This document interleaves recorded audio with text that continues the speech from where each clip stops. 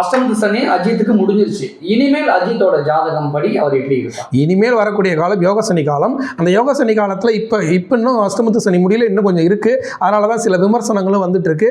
அதெல்லாம் முடிஞ்சு வரக்கூடிய மார்ச்சுக்கு மேலே யோக சனி காலம். யோக சனி காலத்தில் மிகப்பெரிய வெற்றி அடைவார்.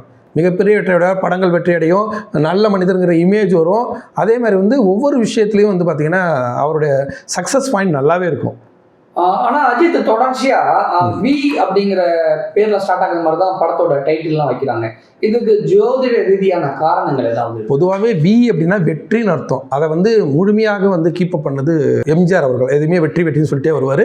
இன்னொன்று விங்கிறது சுக்கிரனோட நம்பர். இப்போ சினிமா துறையில் ஒருத்தங்க சாதிக்கிறாங்கன்னா அவங்க சுக்கிரன் ஆதிக்கம் இல்லாமல் சாதிக்க முடியாது. சுக்கிரன் தான், சுக்கிரன் சந்திரன் சேர்க்கை, அதோட செவ்வாய் இருக்கும்போது தான் திரைத்துறை சார்ந்த விஷயங்களை அவங்களால சம்பாதிக்க முடியும். இதில் ராகுலாம் சம்மந்தப்படணும், கேதுலாம் சம்மந்தப்படணும். அதுக்கு நிறையா ஒரு ரூல்ஸ் அண்ட் ரெகுலேஷன்ஸ்லாம் எங்கள் ஜோதிடத்தில் கணக்கில் இருக்குது. இந்த விங்கிற பொறுத்த வரைக்கும் இப்போ விஜய் வி சாலை, விஜய் விக்கிரவாண்டி அந்த மாதிரி அவருடைய மாநாட்டை நடத்தினார் இல்லையா, முதல் மாநாட்டை. அந்த மாதிரி அந்த விங்கிறது திரைத்துறை சார்ந்தவர்களுக்கு வெற்றியை கொடுக்கக்கூடிய எழுத்து. அதில் இவருக்கு கொஞ்சம் அதிகமாகவே இருக்கும். யாருக்கு அதிகமாக இருக்கும் அப்படின்னா அஜித் சாரை பொறுத்த வரைக்கும் சுக்கிரன் அதிகம். சுக்கிரன் சந்திரன் அதனால தான் அவ்வளோ அழகாக இருக்கிறது.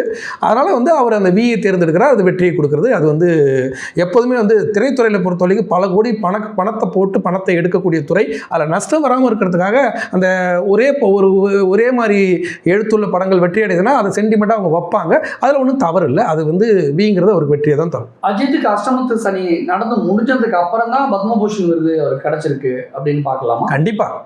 அஜித்துக்கு அஷ்டமத்து சனி திருக்கணித பஞ்சாங்கப்படி நிறைவு பெற்றிருக்கிறதால தான் அவருக்கு பத்மபூஷன் விருது கிடச்சிருக்கு. அதில் மாற்றுக்கருத்தே இல்லை. அதேமாதிரி பார்த்திங்கன்னா ரேஸ்லேயும் அவர் ஜெயிச்சு வந்திருக்காரு. அதுலேயும் மாற்றுக்கருத்தே இல்லை. அடுத்தடுத்து இப்போ அஷ்டமத்து சனியுடைய தாக்கம் இன்னும் கொஞ்சம் இருக்கிறதால சில விமர்சனங்களுக்கு ஆளாகிறாரு.